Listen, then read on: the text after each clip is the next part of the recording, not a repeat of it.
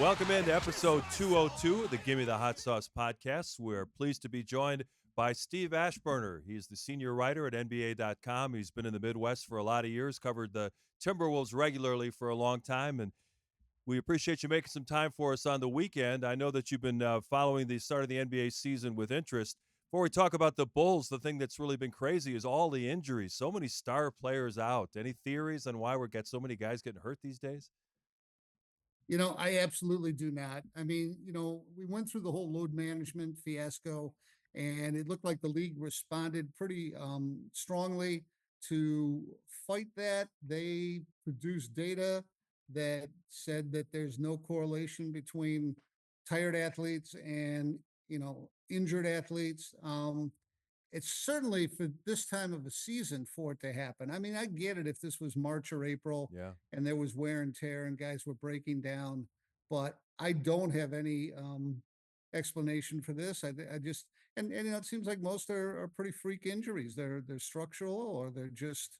I mean, what Lonzo Ball has experienced with the Bulls and how severe that wrist injury is. Nobody might have assumed that at the start. So. Um, yeah, I don't know what to make of it. I mean, Milwaukee's got Chris Middleton, who's yet to play a game. He had ankle surgery in the off season, and here we are halfway through November, and that's still a problem. I wish I had an easy answer for you guys. Yeah, it's been this has been probably the most injuries I've seen in quite some time, And big name guys, too. yeah, big name guys, and we're looking at a schedule right now. Just talking about the Bulls schedule, we're seeing like we're playing every other night. They want to do away with the back to backs and the 4 games in 5 nights, but in my opinion, I think it's made it worse because like we're playing one game at home and then we're traveling on an off day to go play a road game, let's say in Milwaukee, then come back a day off and then play the next day at home and then leave again the next day, the following day. So it's been like that since the preseason. It's very, very grueling and taxing. Well, frankly, it's even tough on fans.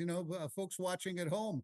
What was it, Thursday night, which used to be a cornerstone of the NBA national TV schedule? There was one game because they needed people to be available for the NBA Cup games on Friday, and many had played on Tuesday, and so they didn't want. I'm sure they don't want the NBA Cup games to be, too heavily laden with the second of back to backs. So you had one game, Dallas and Utah, on Thursday night, and it's a little tough. You're paying for league pass. You ought to have at least a few games to choose Yeah, from. yeah, I agree. I think one of the things, Steve, that they probably should look into, since you've added this in-season tournament, maybe cutting the season down, and then you still get 82 games with the cup games. You know what I'm saying? Instead of trying to get 82 games plus the cup games in, cut the league down to a certain number, and then take the numbers from the league, the in-season tournament game, and then factor in the 82 games that way. I just think the Well, way they kind of do that. They kind of do that. Only the championship game of the NBA Cup does not count. That's actually the 83rd game for the two teams that participate. But everything up till then is a regular season game, and it has this overlay of the Emirates NBA Cup.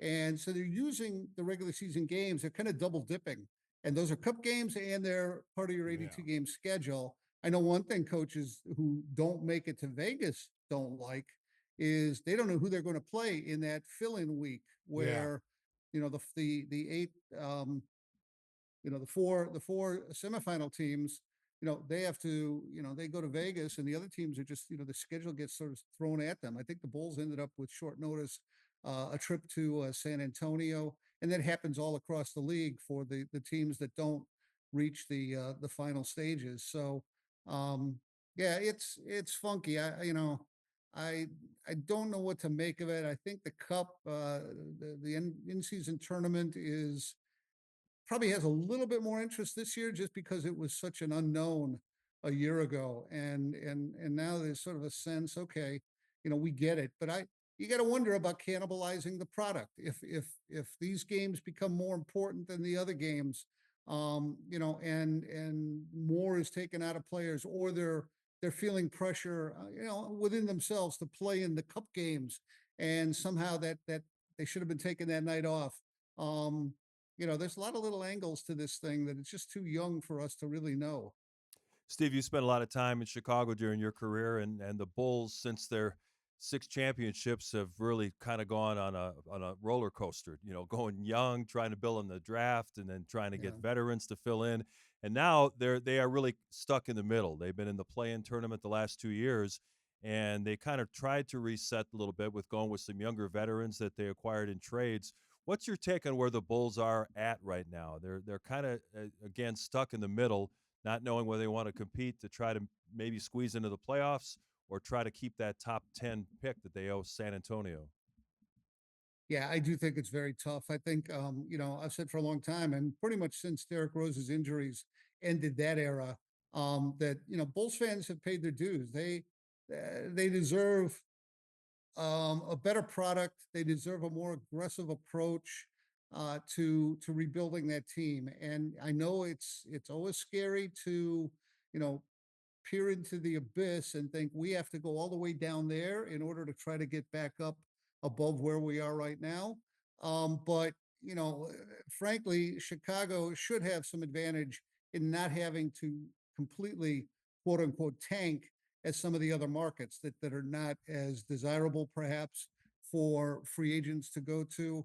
I think they fought a reputation for quite a while in terms of whether they can attract um, the outside talent to come there and give them big leaps in performance.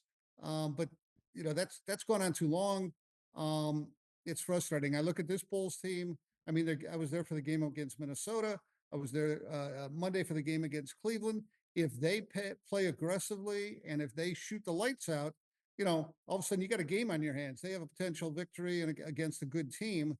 And then when things sort of regress to the mean and those teams assert themselves, those opponents, it doesn't end up going Chicago's way. I mean, Zach LaVine is a an exciting player, extremely talented, and he's missed when he's not around. But can he be the best player on a legitimate playoff contender? I don't know that that's ever been proven. I don't know that we're going to see that. So, yeah, it almost seems like you need to detonate, before you can recreate. That's what I was going to talk about, Zach LaVine, with you. This summer, it's kind of his reputation took a hit. I don't know, where it came from. It seemed like people were down on him, not just with his injury, but that he's not a winning player. His percentages show that he's not a winning player. He's injured all the time, and the Bulls couldn't move him. They couldn't get anything for them that they thought was fair value. Now with the way he's playing and the way that he's come back and he looks healthy and he's explosive again, and he looks like a guy that could help a team that wants to go deep in the playoffs. Not saying being a number one guy, but Right. maybe being a number three guy. On a team trying to get it to a championship, like say like the Lakers, who've been trying to. The Lakers names always come up. I mean, they're in every trade, Right. but they would be a team that would need a third guy. Denver would be another option for a team that really needs a third guy. Is there any Yeah. other teams out there that you could see that could happen that Zach would be appealing to? Well, I know, exactly what you're speaking about because before Philadelphia got Paul George, that was another place where if you have Maxi, at the point and Joel Embiid, down low or whatever, doing what he's doing as a big, Zach LaVine would slip in there to the Paul George role. So no, I agree with you exactly. And one other thing that besides Zach demonstrating he's still got serious game and that he can stay healthy is the changes in the salary cap with the coming TV money. All of a sudden, certain contracts that seemed onerous and almost impossible to move, the cap's going to go up. You're going to have more latitude to make some changes. And somebody making the big bucks right now, it's not going to look quite like the big bucks that are going to come down the road for newer deals. So it's possible Zach's contract could look better and be more movable, in the very near future. Yeah, speaking of that, Nikola Vucevic has a couple more years left at 20 million per on his deal. He's off to a great start shooting the ball, coming off a Yeah. subpar season a year ago. Do you think that he's going to be attractive to contending teams as we get closer to February? Yeah, I think he could be. I mean, it depends on what those teams have and how they're built. He's able to play inside and out. I mean, that's the big part of it. And it seems like the Bulls, if they want to sort of throw parts overboard as a way to hang on to a draft pick, um, you know, he'd be a guy that you would look at, to be a seller of. So Vooch still has, I mean, he's sort of so consistent. He just, just like a metronome. Um, tick tock, and I like watching him play. I think he's got a lot of upside, and I think that while I'd hate to see him leave the Bulls, he's been a very solid piece. Um, there would definitely be, I think, a market for him. When you look at LeBron James, he's got all these triple doubles. In almost, was he 40 now or Be 39? 40 next Yeah, month. Maybe Yeah. 40 years old. He's getting all these triple doubles, and sooner or later, Steve, it's gonna be over. Okay, who do you see that can take the mantle of the face of the NBA? Is it multiple players? Do you see one guy that you say he's gonna be the face of the NBA when LeBron James is done? Yeah, it's interesting because I saw something on the internet yesterday where it talked about the old era, the new era, or the current era, and the new era, and it was almost like a tear coming down the cheek for the guys that we're going to be saying goodbye to quite soon, whether it's Durant and Chris Paul and LeBron, presumably, and a few more guys like that, and then you look at the current era. It's like, is anybody really going to reach the heights? I mean, Nikola Jokic is a tremendous player. Um, he's won a championship. He's won the MVPs. If he cast a vote today, he might win his fourth MVP. I'm not sure that he grabs the NBA fan, the casual fan, the domestic fan, the international situation. I don't know how much that really, is it the same for U.S. NBA fans? And because you've got Giannis, you've got Doncic. Um, I don't think you can ask for more than the talent those guys bring, but is the identification factor there? Is there that sort of through line to NBA history for these guys because it is such a wrinkle with the overseas factor to it? Um, okay, we know about Elijah Wan and Dirk, and so it seems more almost a side group of players. Anthony Edwards keeps getting talked of as the guy. Um, he's got a lot of growing up to do, in my opinion. I think that maybe too much has been thrust at him. And even to the degree that, never mind whether the commercials and the side stuff and the individual game, whether he can handle all that. But the fact that Minnesota made a big trade based on the fact he's the guy. And I don't know if he's yet the guy. And they've had some trouble here getting out of the starting gate. So, he is the one who's mentioned most often. I think Shea Gilgis Alexander, he has the disadvantage of playing in a flyover market. We got to be honest about that.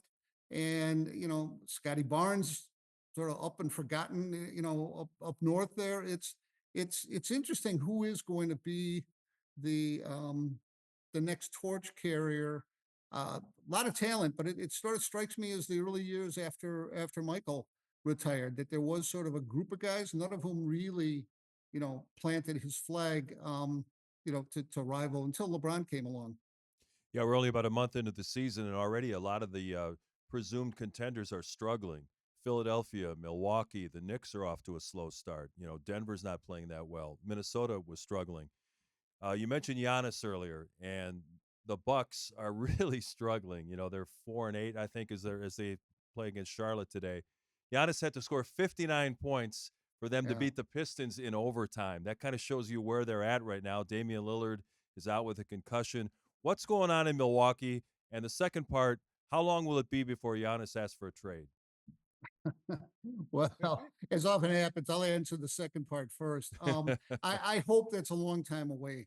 And both because of the relationship with Giannis and the team and the fans up there, um, things were awfully good. They accomplished something a couple years back that, it hadn't happened in Milwaukee in 50 years, and winning an NBA championship. I know they're harder to come by in cities like that. So it ought to have a little more shelf life. But here we are wondering, can they do it again? Is their window open? and do they have to make that massive, push the red button kind of change? Um, the other reason I hope Giannis isn't quick to ask for a way out is his fingerprints are all over what's going on right now. I mean, he's the guy who at least signed off on Mike Budenholzer no longer coaching that team. From what we hear, he's the guy that wanted Adrian Griffin over a guy like Kenny Atkinson. He's the guy that was intrigued by, at the very least, the idea of Damian Lillard at the cost of Drew Holiday. And then when Griffin seemed, I mean, the record was fine, but it didn't really seem to be clicking with Griffin. All of a sudden, Griffin is gone, and Giannis was, dealing with Doc Rivers. So he's he's got some GM work on his resume Yep. right now, Yeah. and so for him to bail, I think that would be a bad look. I mean, tremendous player, and that 59-point game was a reminder of the passion he brings, how strong he has to be to get done what he gets done. He's not just a run and dunk guy. He does hit mid-range shots. I don't like seeing him take 3-point shots, but occasionally he can hit them. He sort of earns that right. But in terms of the mid-range, I think he's doing better. He doesn't have his sidekick in Chris Middleton. For one reason or another, the Lillard connection just has not clicked. So, I and they're aging, and they're Yeah. not that athletic. So I mean, Other than that, they they're had fine. yeah, they are what they are. I actually, going into the season, I picked them to finish 8th in the Oh, East. okay. I thought the window had closed enough that it was going to be a problem. And of course, 8th puts you in the play-in, Hmm. and you could end up played out before you even sniff the playoffs. So I didn't go that far. I thought they'd be a first round team, but I think it's hard for the Bucks. They just the cupboard's a little bit bare, Hmm. and No draft we're picks looking for either. yeah. I mean, that's what I mean, and we're looking for Doc to razzle dazzle his way to overachieving. Um, Doc seems to be able to do sort of what his team's sort of pitch is, where they're expected to be. That's sort of where he takes them, and I don't know that we can expect that much out of Milwaukee anymore. When you look at Philadelphia, the situation with Joel Embiid, and I'm not going to play back to backs. He seems like he's always hurt. He never looks like he's in shape. I mean, you looked at him this summer, especially. I was surprised that Philadelphia allowed him to play this summer, knowing that with his injury history coming back, during the NBA season, you Yeah, can't count on him, and that's really surprised me because you saw Kawhi Leonard go out early. I don't think the Clippers had a lot to do with it. I think the USA Basketball just said he wasn't healthy enough to play, and they sent him home. right. But Joel Embiid is the same way. I mean, here he is now making. I'm not going to play back to backs. He doesn't look healthy. I watched him play the other night against the Knicks, and he just looks slow. And so, what do you think his timetable is there? Because it seems like he's worn out his welcome there. He's battling with the media. He's battling with the fans, and he used to be the darling of that city. He was the guy that everybody loved, the happy-go-lucky big kid, and now all of a sudden he's like enemy number one. Yeah, I agree with you. I mean, it seems like it's to the point where it's all about Joel and not much about the Sixers. I don't know that teams, beyond expressing their disapproval of international play, particularly the Olympics, have much sway over that. I mean, they would most likely anticipate things turning sour with their star if they frowned on the guy and tried to prevent him from chasing a gold medal. That said, given Embiid's injury history, I think he had no business playing on that Team USA. He could have played for France, right? He could have played for Cameroon. I mean, he wanted a gold medal, and he apparently wanted a gold medal more than a Larry O'Brien trophy. I mean, that's what made the situation at the start of the year so tricky for the Sixers to walk that line between Joel is hurt and he's not playing now, but no, he didn't get hurt in the Olympics. Well, when did he get hurt? If he was healthy for the Olympics, what changed? And they got whacked with a $100,000 fine for being playing fast and loose with the participation policy. So they're going to err on the side of caution. They're going to always be looking at him and being recovery. The back to back stuff. Give me a break. You telling me? I mean, Stacey, you would know, but You can't go out and you give your team 18 to 24 minutes Yeah. on that second night. I mean, Yeah. something. And it's become part of the NBA culture now that when coaches feel they have to give a guy a night off, they give him the entire day off. So they say, well, if you play a guy, 18 minutes in a game, he didn't have the day off. It's like a lot of us get phone Yeah. calls at night, from work saying, hey, we need something really quick here. Can you make a few calls and, and give us a story? It's like having a pristine 24-hour day off. I think it's unrealistic for NBA players during an NBA season. And I've also known coaches from Flip Saunders to Tom Thibodeau and more who say, you know, get your rest on the days in between the games. And you can say those days are problematical now with the schedule and having to fly on days, on practice days, or whatever it is. That's fine. That's still not participation in a game. So if a star has to sit out a practice or scale back, so be it. You're out of the fans' eyes. They don't know. They don't care. They want to see the product on the floor. I think, we get into that then with fans paying full price for tickets without getting the full product, and that creates bad blood. And, presumably if a guy's sitting out games at home games, well, those fans will benefit and they have 41 chances to see the guy, even though at the prices, you might be able to afford one game a year. Exactly. But when Joel Embiid is going into, San Antonio or Houston once a year, if it happens to be a second of a back-to-back, oh, well, that's a shame. I just don't think you can, sort of dictate those sort of terms. And it's a bad look. Um, yeah. How long can they ride this out? I think it's going to be hard as heck unless they indulge Joel Embiid and say, okay, we're gonna have you not play the games you think you shouldn't play. We're going to be really careful with you and keep you in bubble wrap for the first few months of the season, and then you will be fresher and more ready than most of the other players in the league when we're hitting springtime. They almost have to do that because if you fight it now, you're going to fight it all season, and then you don't know what you end up with. Do you move him in the summertime? You need to sort of see if it works his way, and if he sees it and says, "It didn't work. I have to do this differently." Fine, you go deeper with him. You go another season, whenever, whatever. But if he doesn't see it, he thinks that somehow he still didn't get the proper care and handling, then you try to move him and let him see what he can accomplish somewhere else. See, one of the biggest problems in this day and age, in this era of basketball, is the player empowerment. They are calling the shots. They are dictating. The star players are dictating what's going to happen. If they sign big contracts, all of a sudden now they want to be traded because they know they can't get the big contracts if they leave and go as a free agent. So they maneuver their way to sign and then force their way out. They got their big contract. Now they're forced. It's really sad because, the people before these guys had to do the same schedule and traveled way worse than what these guys do. I mean, these guys nowadays, you're traveling with 75 people on the plane. You've got masseuses, you've got sleep deprivation doctors.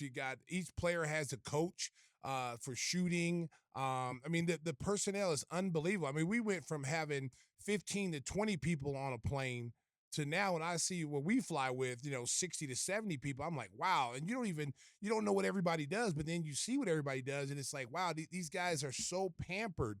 And then, they want to sit out of games, and if I'm an owner, I think the owners need to, I'm always going to be pro player, Steve, but I think the owners need to start tightening the screws a little bit. If I'm paying you $30 million and you can't play, and if you're hurt, it's one thing, Lonzo Ball, knee or the wrist or something, you got a legit injury. Okay, you got to sit out, you got to rest. We'll go what doctor says. But because you're tired, think about that person who works 40, 50 hours a week. You don't think they're tired? You don't think that, when I go to a game and I can't afford to go to an NBA game, the one time I can go to the NBA game and bring a family of 4, and it probably cost me 2 paychecks to take my kids to an NBA game, and LeBron James is not playing, it's the only time I'm going to see him. I played with the greatest player on the planet, and he recognized how important it was for people to get a chance to see him play, no matter what the situation was. In preseason, we could be playing in Omaha, Nebraska, and he could sit out and rest if he wanted to. Why play in Omaha? He could do that. Michael always played at least 3/4 of everywhere we went in the preseason. He didn't miss games. And when you talked about practice and rest, where we got our rest was, we would come in, we played 3 and 4 nights. There was games back in those days, you were playing like back to back. Like you play Washington on a Friday, fly right after the game and play Washington again on Saturday 2 times, and it travels a little bit, it was better than what Bob Cousy and those guys had, and their travel is about the same as ours. They stay in the same hotels, and I'm sitting here saying, wow, I can't believe these guys miss so many games, or they complain about, how many games they play in a week, and I'm like, wow, if I had never played, I would go, wow, that's a lot of games. I mean, if I'm an outsider, I would go, that's a lot of games. But as a former player, I'm like, we did the same thing. And we went through it. I mean, we guys played 15, 16 years and never complained. Well, you know what? I'm old enough to go back to the days when NBA teams, NBA players flew on my flight, which Yeah. means a 737, a commercial Commercial. flight at 6:30 a.m., the first flight out the next morning. We were on the same planes. We were at the gate. You got to know guys pretty well. I kind of miss those days. They abandon us in the media, but they have the charters. Look, that thing you talked about with Michael. I mean, I remember reading, that ethos of somebody in the stands might never have seen me play in person, and I need to, give them a show. I mean, I remember hearing that about Joe DiMaggio. And back then it was in terms of like, I need to bust a gut. I need to give 100% effort. Now, if a guy even suggests that, it's like, yeah, I need to participate tonight. I need to not be a DNP. No load management game, and there are a lot of guys that don't seem even to be bothered by that. Yeah, it's not ideal. The player empowerment thing, I don't know if there's any way around it. You know, my pet peeve you mentioned early on is a guy who wants both ways, right? He signs the big contract with his current team because they can pay him more. Sometimes they can pay him longer in terms of contract years. And then he raises his hand and say, "Oh, by the way, you got to trade me because I don't want to be here anymore." I mean, that's what Yeah. soured me on Anthony Davis. I'm sort of done with him. A Chicago guy or not, is what he did to the New Orleans Pelicans, to me, was as unprofessional as it gets these days. So um, I hate seeing that. I want to have my cake and eat it too. Of you pay me and then I ask out. Look, if you want to relocate, that's fine. We all presumably have that option if our industry is hiring. So you let your contract run out, you become a free agent, you sign somewhere else, fine. And if you want to sign shorter contracts or if you want to lock in, you do that. That's your call too. But no, not being able to use the mechanism and then hurt that team where you give it no wiggle room at all. Um, Heck, I remember I was in college when Kareem wanted out of Milwaukee, and the one thing they were able to do, which would be very difficult in this media age, social media and everything else, is they kept it under wraps. And Kareem gave Wayne Embry, the general manager of the Bucks at the time to find a deal. And he gave him a few places he was willing to go. I think it was Philadelphia, New York, and the Lakers. And finally, Embry found a deal that, when you think about it, for a superstar being traded away, what Milwaukee got back in 1975 was as good as I think any team has done when it's facing, sort of a forced loss of its franchise guy. They got the core of a team that was a very good perennial playoff team in that trade with the Lakers. But that's a long, long time ago. Um, I don't know what to make of it. The players like to consider themselves partners, and because of the way the revenue is split, they really are partners. Um, but they have to have more skin in the game for the overall success of the league. And that sometimes means you got to do right by the team before you only do right by yourself. Yeah, Steve, I was in high school when they traded Kareem. I'm still salty about it. So, Oh, yeah. way to make me feel older. Hey, Steve, thanks for joining us. We appreciate you giving up part of your weekend to jump on the Gimme the Hot Sauce podcast. We'll be following your work at NBA.com, and always good to catch up with you. Yeah, thanks for asking me. Anytime, One of the guys. I best in the enjoy it. business, Steve. Yeah. Appreciate it. Steve Ashburner, our guest on the Give Me the Hot Sauce. We're going to talk a little more Bulls, and we have to talk about the Bears. We're contractually obligated. That's next on Give Me the Hot Sauce. Welcome back, episode 202 of Give Me the Hot Sauce. Before we have some more Bulls talk, I want to tell you about one of our great sponsors, our buddy Jeff Vucevic, Nationwide Insurance. He always treats you like royalty. If for all your needs, auto, home, and business, make sure to contact the guy who will always pick up the phone to help you out. Nationwide agent Jeff Vucevic. You can reach him at jeffvuk.com. That's jeffvuk.com. The phone number 847-825-4783. Stacey, you got another jingle in you?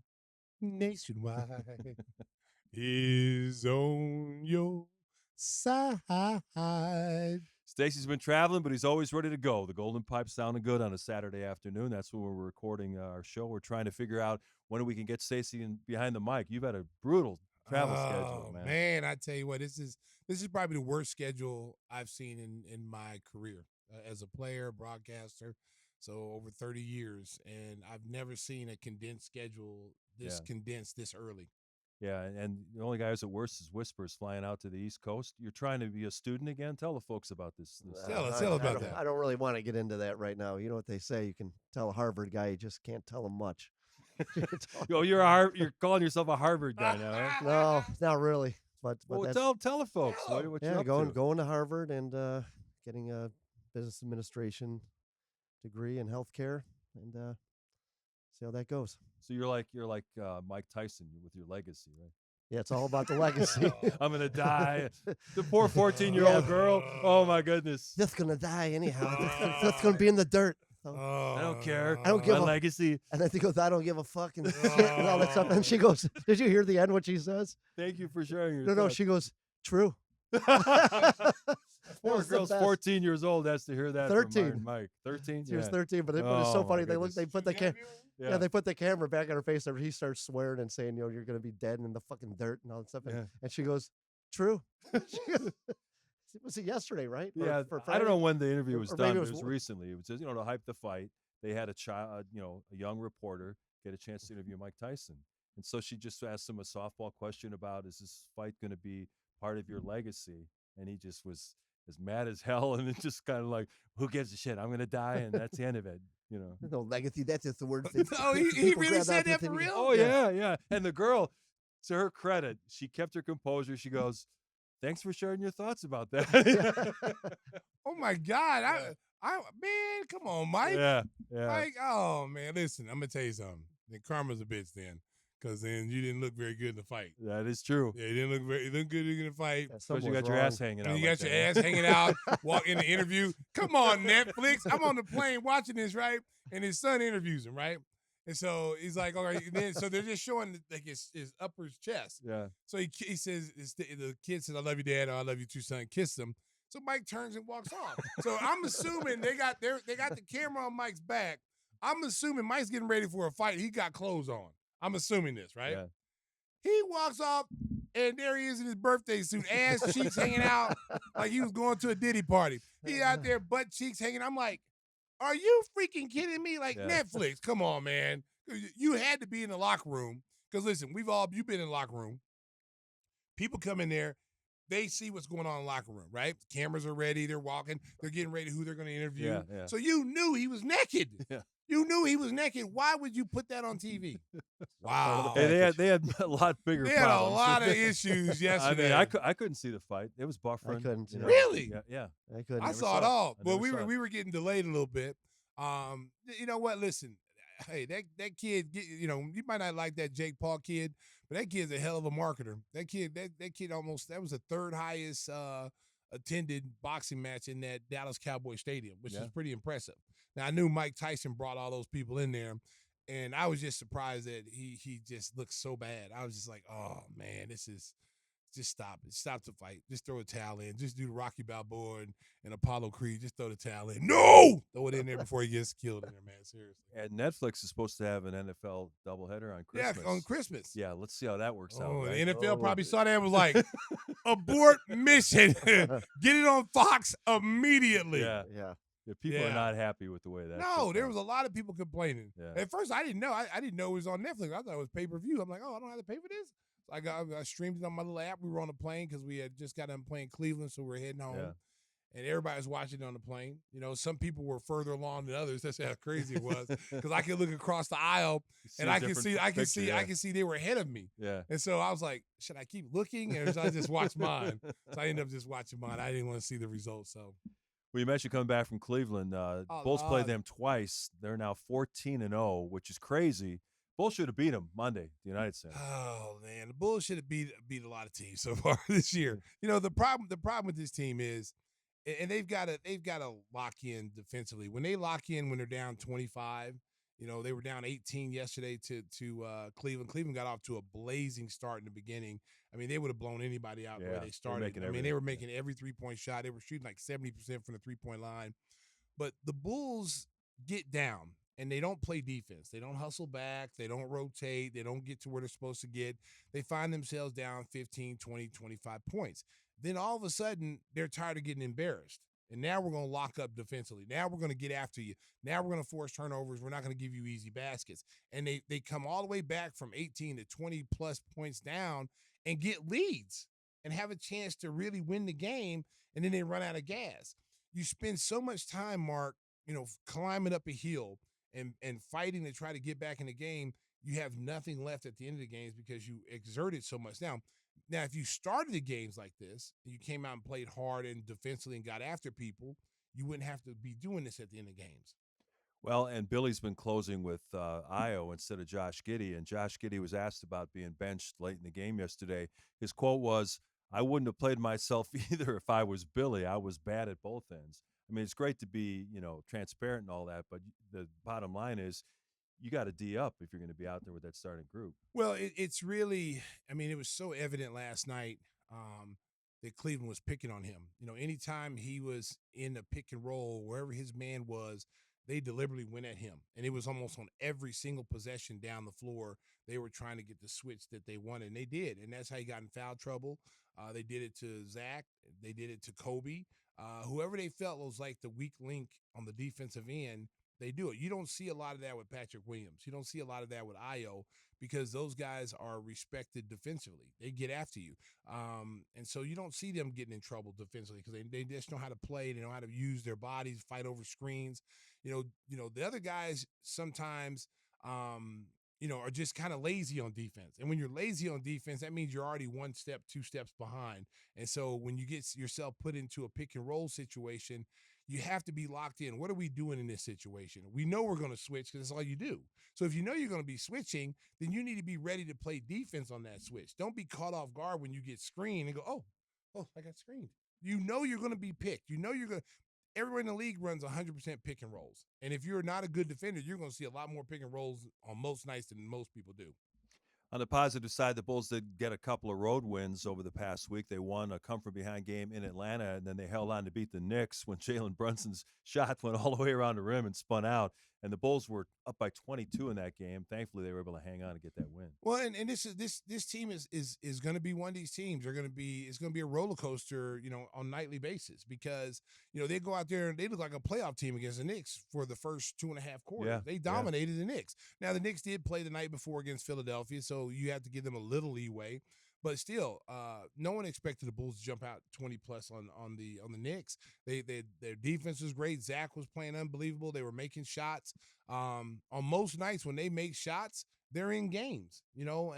But when they don't make shots and they're not shooting the ball well, that's where your defense has to be the number one priority because you're not scoring. You're not knocking down threes. You're not hitting 25 threes. You don't have 30 assists. So now our defense has to carry us. And when they get that mindset that when we're not making shots on one end, we have to make sure the other team ain't making shots on the other end either. We got to defend them. Looks like Patrick Williams is playing more aggressively. That's been a positive over these last few games. I know he talked to Casey Johnson, and he said that he's feeling great physically. You know, he feels like he can play with a more aggressive mindset, and I think we've seen that reflected with his numbers on the floor. I just think the lights went off in his head. I think he's tired of people talking about him not being aggressive. You hear it all the time, the radio, the talk show, I mean, all the social media. And you know, guys act like they don't hear that, but they do. You know, athletes have, you know, they have feelings just like everybody else. And here it is year 5, you know, year 5 for him.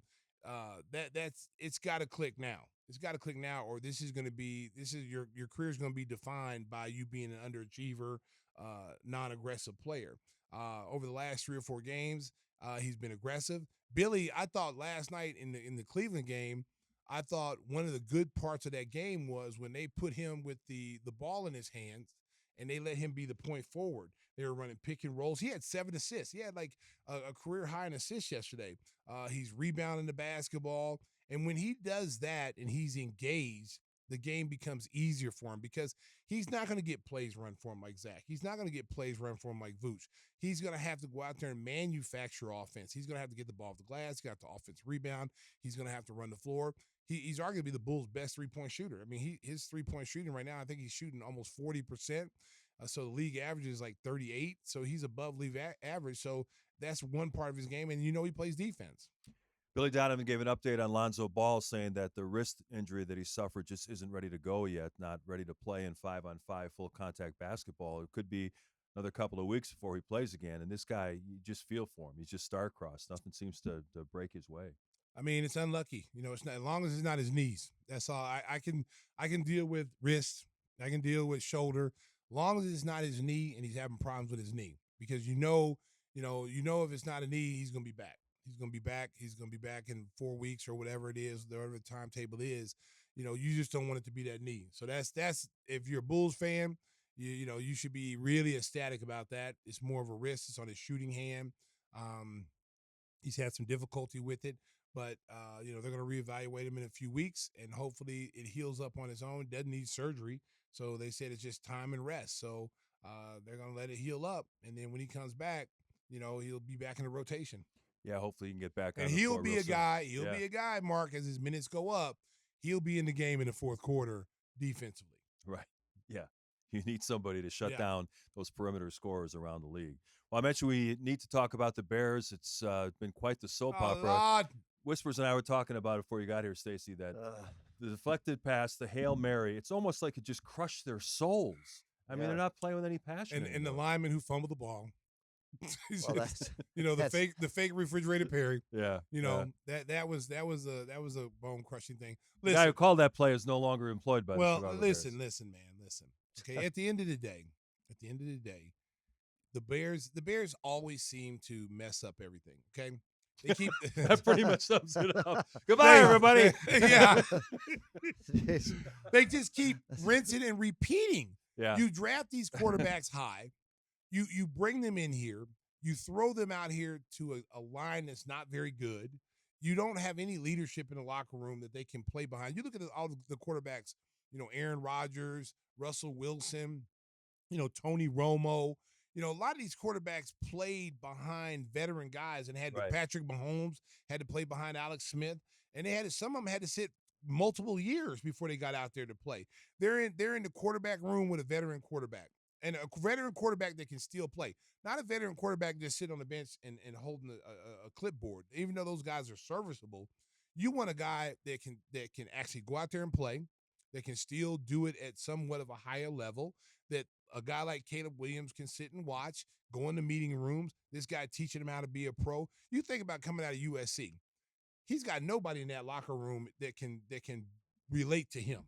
He probably made more money than some of the people in the NIL money, okay? So when he's coming in that locker room, there's no one there to check him. He thinks he's going to do what he did at USC. No, you're not. And you don't have a veteran quarterback in there to show him the way, show him how to study, show him how to be pro. This happens in every professional sport, Mark, is that you come on a team with good veterans, your rookie year is going to be fantastic, and you're going to learn how to be a pro. When I came out of Oklahoma, we had Bill Cartwright, we had John Paxson, Cliff Livingston, Bobby Hansen. I had guys that had been in this league 10 years that were good pros, good veterans that I could learn from. Me, Scott Williams, BJ, Will Purdue. We learned from some of the best guys on how to be pros and how to be professionals and how to prepare. Some of these guys, these young kids don't have that. And you can see those guys struggle when they come into whatever league they come into. Whispers, you see that report that some anonymous veterans reportedly went to the coaching staff and said they should play. They said it was Tyson Bajan's dad. Bagent. It's Bajan's dad. Put him in a headlock. They said it was Bajan's dad. I saw a report. Somebody say it was Bajan's dad. But I mean, that shows you the dysfunction in the organization. You draft Caleb Williams, #1 overall. Everyone says here's a future superstar, and you're talking about possibly benching him to let him watch Tyson Bagent run the offense. I mean, come on. What are you talking about? It's a mess. I mean, but we have done this in the past. Don't forget, we had Trubisky looking at what a pro Glennon was, and see how that worked out. Glennon, yeah. Mike Glennon. And then Andy Dalton was supposed to be starting ahead of Fields too. Right. But again, if you're gonna bring in Caleb, and you knew this was gonna be your guy, you knew this for 2 years. That's why you moved down. Yeah. That's why you traded the picks and got DJ Moore, and then you got the pick that you wanted, number 1 pick. If you knew you were gonna go this route, why not have your head coach picked out, a whole brand new start, Good Ed Harbaugh. Brand new coach, brand new offensive coordinator, brand new quarterbacks coach, and this kid comes in here and he has stability. He has stability from the start. This is rinse and repeat with the Bears. They do this every time they have a new quarterback. You go out and buy all these new pieces and say, if you're going to do this is when I was getting all these arguments on Twitter about Justin Fields, okay? If you were going to do this, you might as well kept Justin Fields, traded down, and got the pieces that you needed to make a team. Right. You already had a solid defense. And you still went out and got all the players that you got. You got the DJ Moores and all these people. You got all these people on the team, and now you get the pieces you need. Maybe you go draft an offensive lineman, a tackle, a guard, somewhere to really solidify your offensive line for the next 10 years. There were a lot of good linemen in this draft that you could have got. And here's the crazy thing. Poles is an ex-lineman. That should be his specialty. Well, he thought he did. He's been whiffing Bates on that left and right. Nate Davis was a bust. Man. Nate Davis, they released him this week. Darnell, I mean, these guys, no one's panning out. But he thought he was building a line. And it's all He been a said mess. this is the most depth he's had since he's been in Chicago on the offensive line. Okay. It hasn't worked out real well. You know what? You might as well. I would just say this. Back when you used to play sandlot football and you said 1001, 1002, you couldn't rush the quarterback till you got to 5. Yeah. That's basically what they're playing right now. Their offensive line is terrible. And you know what? Now, some of Caleb Williams has to take some blame too because he's holding on to the ball too much. And and when you got a guy like DJ Moore, you got to utilize him. If you're Caleb Williams, that guy, I'm throwing to that dude as much as possible because he's gonna get open and he's your number 1 receiver. After that, I'm looking for Keenan Allen and I'm looking for Cole Kmet and then I'm running Swift and then that's how it should be. Got a Dunze too. Yeah, that's what they should be doing. But it's almost like he's bypassing DJ Williams for whatever reason. He's not throwing the ball to DJ Williams. He's not throwing DJ Moore. DJ Moore. He's not throwing DJ Moore. He's throwing the ball to Keenan Allen and other people, and which in turn is pissing DJ Moore off. I saw some video where he walked off the field when the kid was running around looking for someone to throw. Yeah, he said he rolled his ankle. Yeah, he just walked off the field. Yeah, he rolled his ankle. All right. He's He's like, you know what? I've been open for 5 minutes. You ain't throwing me the ball. I'm going to go sit over and get some Gatorade. So the Bears are now 4-5. Now the rest of their schedule, they got the 6 division games, San Francisco and Seattle. Whispers, how many of those games they win? 1. Which one? Tomorrow. You just beat the Packers. That's all that matters. That's all we need. They lost 10 in a row to the Packers. Yeah, it's really ugly. There's not a person on the roster that has won a game against the Packers. That's pretty sad. It's very sad. I'll be there. I've been looking forward to walking in that locker room if they lose again. Jeez. Bears Nation. Remember this? Bear down. Hey, you know who the last? Look at this right here now. Bears Nation. The claws melting. Who was the last quarterback to beat the Packers twice in a Bob season? Avellini? No. Jay Cutler, I would guess. No, it's Harbaugh. Oh, really? You have to go back to Harbaugh. That's how bad it is. Yeah. Harbaugh's the last one to beat the Packers? Twice in a season. Yeah, to have the season sweep. Because Cutler beat him. Yeah, he beat him twice in a season. He had I think 6 wins total against the Packers.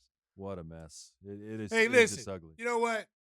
You've been cursed ever since you let Lovie Smith go. Lovie Smith was 10-6 and you released him. Let him go. Okay, went to the Super Bowl. He won division titles, and you let him go. 10-6. How you fire a coach that's 10-6? And the players love him. I know. The players play hard for him. How do you fire a coach like that? Didn't you just give us the answer? Bears find a way to mess things up. I tell you what, man. I'm just disappointed, man. I thought this was a year. I thought it was too. I said, oh, man, you know what? They won 7 games last year. They're going to win 10 or 11, and it started off good.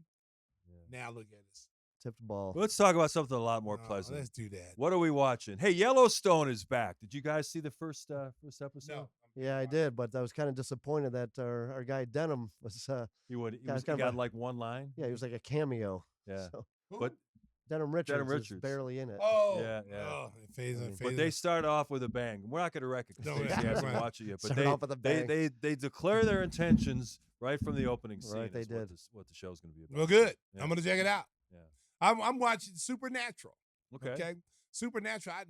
My son turned me on to it, and it's pretty freaking good. It's about these two brothers.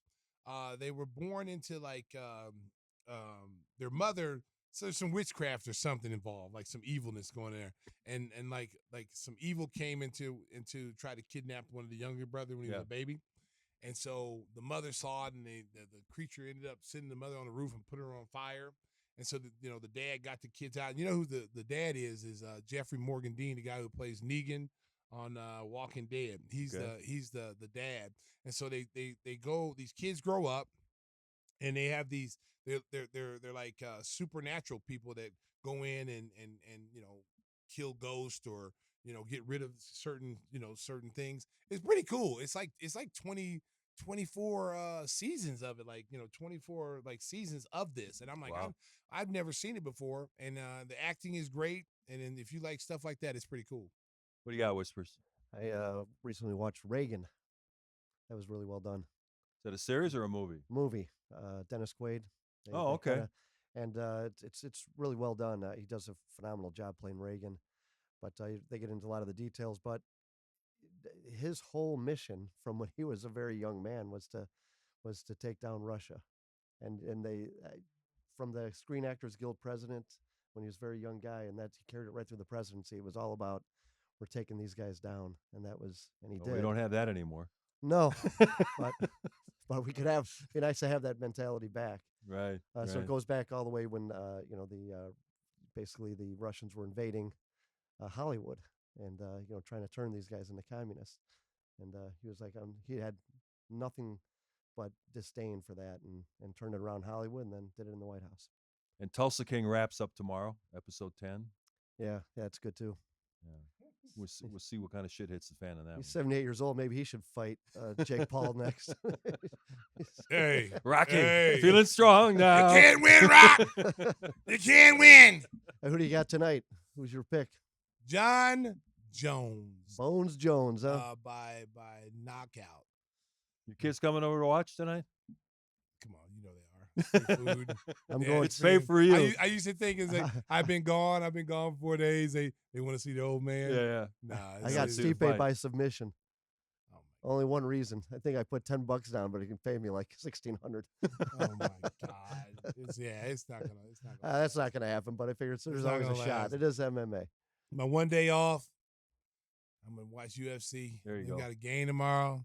We're playing the hot Houston They've been Rockets. playing really well. They're exciting. They got a nice young team, athletic as hell, and those kind of teams give us problems. You know, the athletic team. So it'll be a good run and gun team for us to play tomorrow, and then we bounce out and catch a plane and go to Detroit, play the Pistons, who's another good young team. Mm-hmm. Their record doesn't show it, but they're pretty good. And then we come back, fly to Milwaukee. We play the Bucks again. When this is a time for us to get the Bucks while they're struggling, we beat them before, and we played well against them in the preseason. So it's a chance for us to get some wins here. 2 out of 3. If I'm Billy Donovan, I'm pointing at let's go 2 out of 3. But I'd be happy if we got all of them. Yeah. All right, Whispers. Holidays are coming. I think everyone would like to get a bottle of hot sauce in their stocking. How can they? And you said the key word, Mark, holiday. So use the code word holiday. Oh, 50% nice. off of any of the 1871 or barbecue. Okay. And then there's also free shipping on everything. Fantastic. So make sure you do that. Everyone would like to see a bottle of Stacey's hot sauce in their stockings come Christmas morning. Anything else before we wrap it up, Stace? I'm tired as hell. America, Chandler Oliveira. America. This is one of the few times I haven't talked. I'm tired as hell. It's time to go home. Hey, you still got to pick Chandler Oliveira, that undercard. That's going to be a good fight too. Yeah, I'm going with Oliveira. He's going to choke him out. Like I'm going to do to you when this show's over. I'll choke you out. See, the great thing is the podcast won't be out till tomorrow morning, so he can always change it in editing before the episode actually comes out. And I want America. I want to show. This is a fashion guru right here. Look at this that's shirt right. right here. That's right. Look how beautiful this shirt is. It's blue. It's runs on It's batteries. painted on. And it's got paisley. It's got paisley on there. I ain't seen paisley since '72. I'm bringing it back. He's bringing paisley back. And it's a great shirt. I also got my Z Cavaricci's on too, but I'm not going to stand up and show Oh, but this is our dress. This is our dress guru right here. it. That's right. And he's not as red as he normally is. He hasn't been to Florida in a while. And it's good to see him. We haven't seen him in a while. Yeah, it's been a while. Hey, Hey, we want to thank everybody who checked out our last episode with Ron Harper. We've had over Oh, yes. 56,000 views What? on YouTube. 56. So we appreciate everybody who's checked it out, and it's still available. All right, 58.5 is the update. Wow. So we thank everybody who checked that out. If you haven't heard it yet, Ron was great talking about the glory years of the second three-peat, the last dance, and all kinds of stuff. So check it out. All of our shows are available in the library on YouTube and different podcast platforms. So make sure you sign up. Yeah, and like and subscribe. So yes. we want to get those numbers up, and we want to thank Cisco for doing double duty today. Cisco. D just rolled in to wrap it up, and we want to thank everybody who joined us today. Brand new episode coming up. Until then, drive home safely, Chicago beep beep. Hey, what's up? This is Stacey King And I'm Timmy Whispers. of Gimme the Hot Sauce podcast. Each week, make sure you join us. Timmy Whispers, what do you need to hit? They need to hit like and subscribe so they get all the notifications and news from our podcast. That boy is sweet. Just make sure when the video's over, click to the left, and you'll hear our previous videos for the previous week and have some fun, because we'd love to have fun on Gimme the Hot Sauce podcast. Woohoo! Oh my goodness! It's only preseason, but I'm hyped, Neil.